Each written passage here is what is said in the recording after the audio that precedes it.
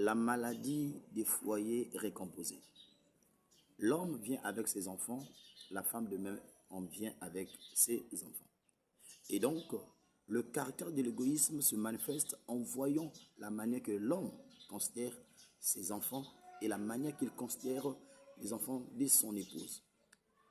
L'égoïsme se manifeste dans la manière où aussi la femme considère ses propres enfants et la manière qu'elle considère aussi les enfants de son époux.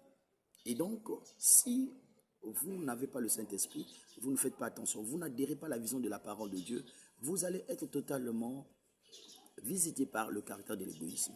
La femme va penser premièrement à ses enfants et non aux enfants de son mari. Une erreur grave. Le monsieur fera autant sans pouvoir se rendre compte que vous êtes en train de vous détruire.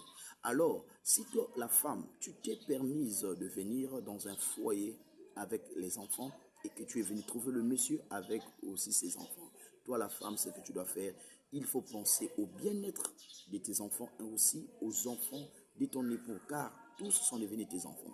Si aussi le monsieur, tu as accepté d'avoir une femme qui a déjà des enfants, ne sois pas égoïste à l'égard de ces enfants-là. Sois un père qui pense à l'avenir de tes enfants biologiques, mais pense aussi à l'avenir des enfants venus par le canal de ta femme, les enfants qui sont venus à travers ta femme.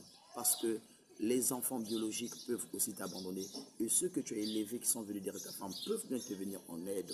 Comme aussi du côté de la femme, tes enfants biologiques qui sont sortis entre tes deux jambes peuvent bien t'abandonner, peuvent bien te négliger.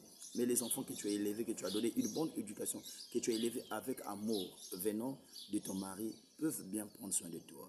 Que le Seigneur veille sur nous et qu'il ôte au milieu de nous ce caractère de l'égoïsme. Que ceux qui ont les oreilles entendent ce que l'Esprit dit aux églises. Shalom. Merci. Je vous aime.